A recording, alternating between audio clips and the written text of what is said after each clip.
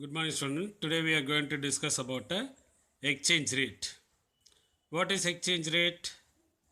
Exchange rate we can say through foreign exchange, forex, foreign exchange. It is also refers to foreign currencies. The mechanism through which the payments are affected between two countries having different currency system is called a foreign exchange system. It covers methods of payment, rules and regulations of payment, and the institution facilitating such payments. இந்த foreign எக்ஸ்சேஞ்சுன்ற யார் கண்ட்ரோலில் இருக்குன்னா எல்லா கண்ட்ரியில் இருக்கிற இந்த central bank ஒரு கண்ட்ரியோட currency இன்னொரு கண்ட்ரியோட கரன்சியை கன்வெர்ட் பண்ணுற வேலை தான் இந்த ஃபாரின் எக்ஸ்சேஞ்ச் அப்படின்னு சொல்லுவாங்க. ரெண்டு கண்ட்ரிக்கு இடையில் நடக்கிற அந்த ட்ரேடுக்கு ஒரு கண்ட்ரியோட கரன்சி இன்னொரு கண்ட்ரியோட கரன்சியை கன்வெர்ட் ஆகிறது பேர் தான் foreign exchange. Then definition of foreign exchange பார்த்தீங்கன்னா foreign exchange is a system or process of converting one national currency into another national currency and of transferring money from one country to another country. Indian rupee converted into dollar or dollar converted into Indian rupee. This is what foreign exchange definition. Then rate of exchange. என்ன ரேட்டில் exchange பண்ணுறாங்க? நமக்கு எல்லாருக்குமே தெரியும் இந்த கோல்டை வச்சு பண்ணிகிட்டு இருப்பாங்க. The transaction in exchange market are carried out exchange rate. Exchange marketல என்ன ரேட்டில் ட்ரான்ஸ்லேட் பண்ணிட்டு இருக்காங்களோ எக்ஸ்சேஞ்ச் பண்ணுறாங்களோ that is called exchange rate. It is the external value of domestic currency. Thus exchange rate may be defined as price paid in home currency, that is 75 rupees for a unit of foreign currency. We can say $1. It can be quoted in two ways.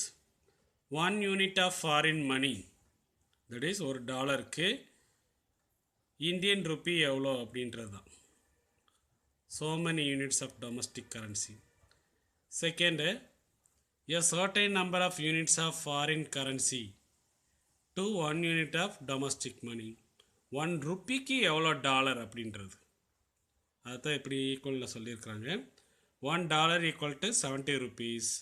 Then 1 rupee equal to 1.42 cents US cents.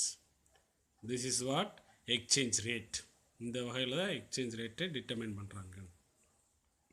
Exchange ரேட்னா என்ன? 1947 பார்த்தோன்னா 1 rupee equal to $1. அது எப்படி ஆச்சு? $1 equal to 70 rupeesனு 2018 பார்த்தீங்கன்னா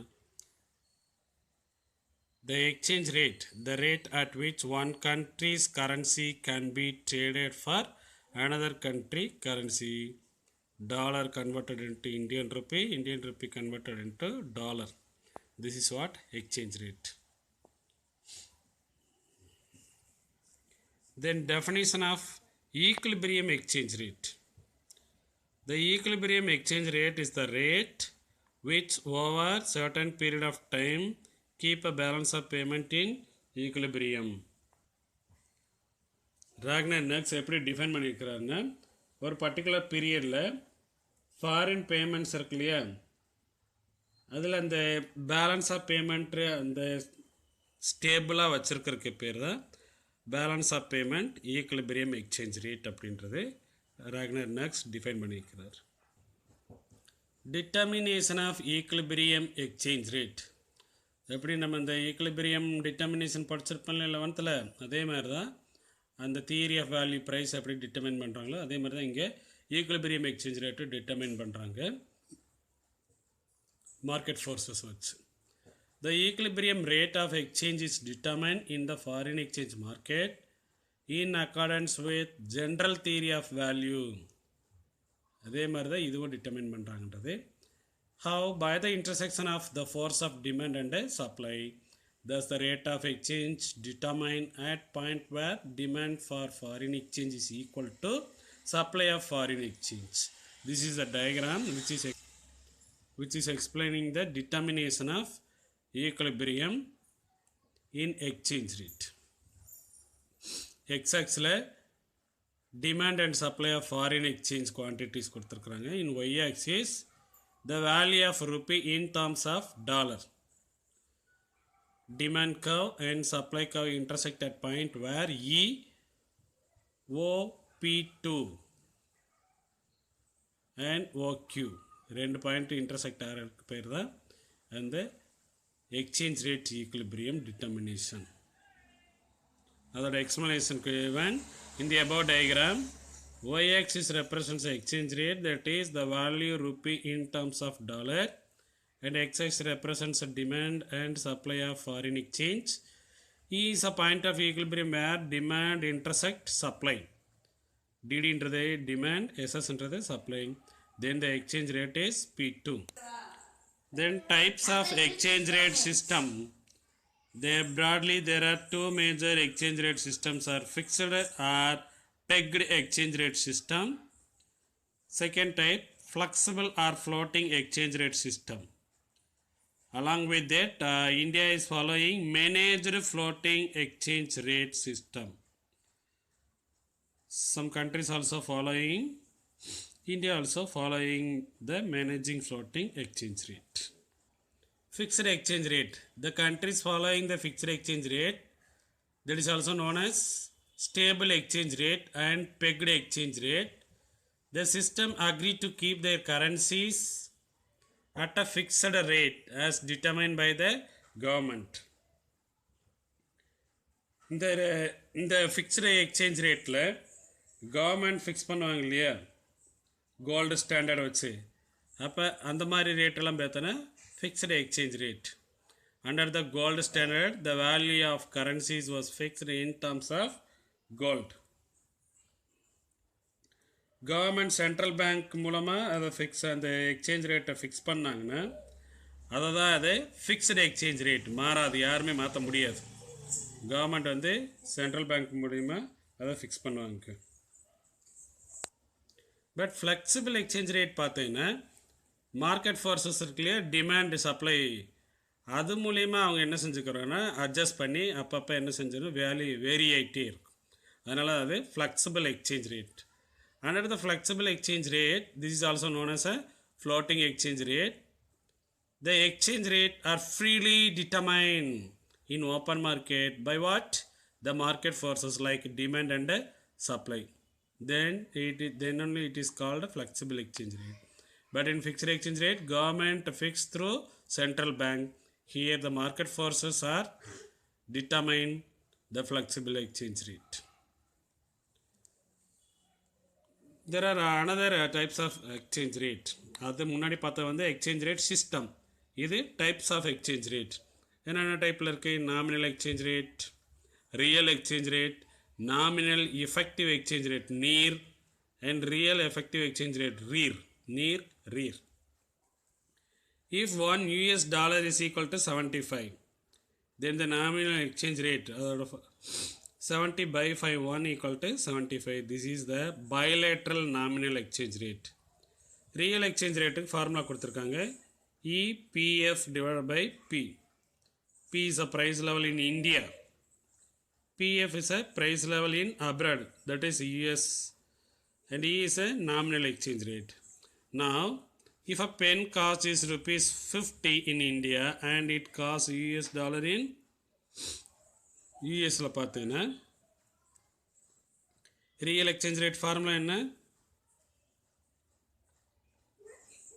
EPF divided by 50. ஈன்றது என்னது? Nominal exchange rate. Nominal exchange rate எவ்வளோ வச்சுருக்குறோம்? 75. மேலே இருக்கு இல்லையா, அந்த 75 இன்ட்டு பிஎஃப்ன்றது என்னது? Price level of abroad. எவ்வளோ கொடுத்துருக்காங்க? யூஎஸ் டாலரில் 5 rupees கொடுத்துருக்காங்களா, அது. And P is a price level of India divide by P. Then we can get 7.5 is a real exchange rate. If real exchange rate is equal to 1, then the currencies are at the same purchasing power parity. வாங்கும் திறன் அமெரிக்காவுக்கும் இந்தியாவுக்கும் ஈக்குவலாக இருக்கும். எப்போனா exchange rate equal to 1 இருந்துச்சுன்னா. If the price of a pen is 0.66 US டாலராக இருந்துச்சுன்னா, then the real exchange rate, அதான் அந்த ஃபார்முலா பார்த்தீங்கன்னா EPF divided by P into 100.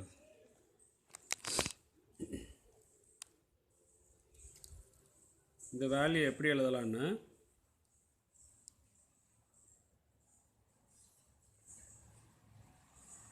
Equal to 1. அந்த 1ன்றது உள்ளேயே டைப்பாக இருக்குது, அதை அப்படி தனியாக போட்டுக்கலாம். Then it could be said that US dollar and Indian rupee are at same purchasing parity. Near and rear are not explained here. We can see later, which will be explained in the forthcoming lessons in detailed. The exchange rate எப்படி determine பண்ணுறாங்க? The exchange rates are determined by numerous factors and they are related to trading relationship between two countries. என்னென்ன? Differential in inflation, differential in interest rate, current account deficit, public debt, terms of trade, political and economic stability, recession and speculation. First one, differential in inflation. Inflation and exchange rates are inversely related. One mark la varum. A country with a consistently lower inflation rate அப்படி இருந்துச்சுன்னா அந்த கண்ட்ரியோட currency value high, அப்போ purchasing power என்னவாகும்? Increase ஆகும் compared with other currencies. இப்போ நம்மளோட exchange rate என்னவாக இருக்கும்? வேல்யூ அதிகமாக இருக்கும் அதர் கண்ட்ரிஸோட கம்பேர் பண்ணும்போது. எப்போனா இன்ஃப்ளேஷன் கம்மியாக இருந்துச்சுன்னா. அப்போ இன்ஃப்ளேஷன் அதிகமாக இருந்துச்சுன்னா நம்மளோட கரன்சி வேல்யூ ரொம்ப கம்மியாக இருக்கும்.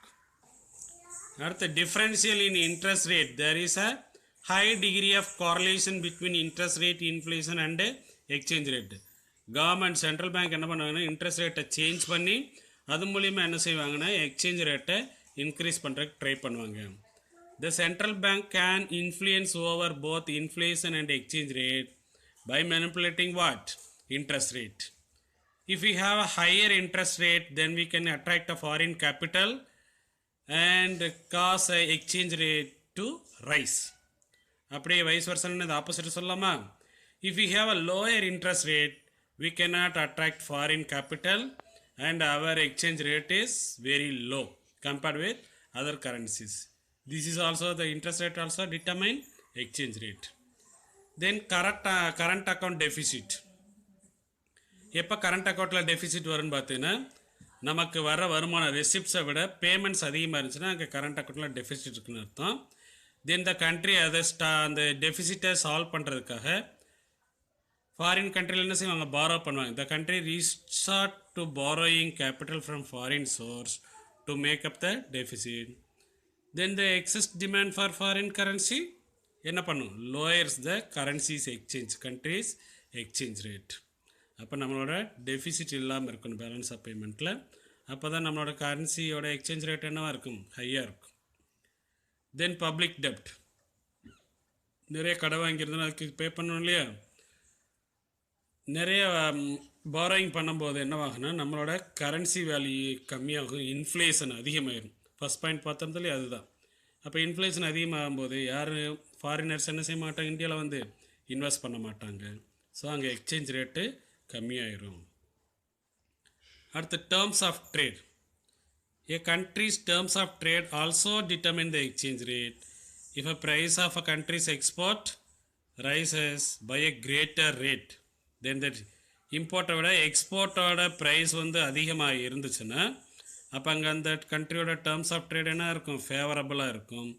Favourable terms of trade imply greater demand for countries export and this balance of payment become favorable to a home country. ஒவ்வொரு கண்ட்ரிஸோட எக்ஸ்போர்ட் அதிகமாகும்போது அந்த கண்ட்ரிஸோட எக்ஸ்சேஞ்ச் ரேட் என்னவாகும்? இன்க்ரீஸ் ஆகும். அடுத்து பொலிட்டிக்கல் அண்ட் எக்கனாமிக் ஸ்டெபிலிட்டி. எந்த ஒரு கண்ட்ரியில் வந்து பொலிட்டிக்ஸ் அந்த 5 இயர்ஸ்க்கு ஒரு அந்த மாதிரி ஸ்டேபிளாக இருக்கிறாங்களோ அந்த கண்ட்ரிஸோட எக்ஸ்சேஞ்ச் ரேட்டு ஹையாக இருக்கும். ஏன்னா ஃபாரின் கண்ட்ரிஸில் நிறைய பேர் இன்வெஸ்ட் பண்ண வருவாங்க. அப்போ எக்ஸ்சேஞ்ச் ரேட் ஹையாக தான் இருக்கும். If a nation's political climate is stable and economic performance is good, its currency value will be appreciated by attracting more foreign capital. Recession, அந்த ட்ரேட் சைக்கிள் படிச்சிருக்குல்ல, கீழே இறங்கி வர்றது, அதுக்கு பேர் தான் ரெசஷன். அப்போ என்ன நடக்கும்னா இன்ட்ரெஸ்ட் ரேட் லோவாக இருக்கும்போது யார் ஃபாரினர்ஸ்லாம் என்ன செய்ய மாட்டாங்க, இந்தியாவில் வந்து இன்வெஸ்ட் பண்ண மாட்டாங்க. அப்படி ஃபாரின் கேபிட்டலில் இந்தியா வர குறையும் போது நம்மளோட கரன்சி வேல்யூ என்னவாகும், ரெடியூஸ் ஆயிரும். மறுபடியும் ரெடியூஸ் பண்ணும்போது எக்ஸ்சேஞ்ச் ரேட்டும் கம்மியாயிரும். The interest rate are low during the recession phase. This will decrease inflow of foreign capital. As a result, a currency will be depreciated against other currencies, thereby lowering the exchange rate. Exchange ரேட்டை reduce பண்ணுறதுனால மறுபடியும் நம்மளோட currency value depreciate பண்ண வேண்டியிருக்கும் during lower interest rate during recession period. Then speculation. If a country's currency value is expected to rise. இப்போ Indian currency value increase ஆக போகுதுன்னு நினச்சேன்னா நிறைய இன்வெஸ்டர்ஸ் எங்கே வந்து இன்வெஸ்ட் பண்ணுவாங்க, இந்தியாவில் வந்து இன்வெஸ்ட் பண்ணுவாங்க. நம்மளோட கரன்சியோட டிமாண்ட் இன்க்ரீஸ் ஆகும். The investors will demand more of that currency in order to make a profit in the near future. கொஞ்சம் காலத்தில் ப்ராஃபிட் அதிகமாக வரும்னு நினச்சிட்டு அந்த பர்டிகுலர் கரன்சியோட டிமாண்ட் இன்க்ரீஸ் ஆகும். அதோட ரிசல்ட் என்ன, the appreciation of exchange rate increase ஆகும். Besides the above determinants, relative dominance in the global politics and power to announce economic sanctions over other countries also determine exchange rate. அந்த மேலே 7-8 points பார்த்தோம் இல்லையா, அது மட்டும் இல்லாமல் world political situation இருக்கு இல்லையா, அதுவுமே ஒரு கண்ட்ரிக்கு எகெயின்ஸ்டாக இந்த இப்போ அமெரிக்கா பார்த்தோன்னா நிறைய இந்த சிரியா இந்த மாதிரி கண்ட்ரீஸ்லலாம் ட்ரேட் ரெஸ்ட்ரிக்ஷன்ஸ் வந்து இம்போஸ் பண்ணுவாங்க. இந்த மாதிரிலாம் பண்ணும்போது பார்த்தீங்கன்னா அந்த கண்ட்ரிஸோட பவர், அந்த கண்ட்ரிஸோட கரன்சி வேல்யூ இதெல்லாம் இன்க்ரீஸ் ஆகும். அதுவும் ஒரு கண்ட்ரியோட எக்ஸ்சேஞ்ச் ரேட்டை டிட்டர்மைன் பண்ணும். These are the determinants of exchange rate.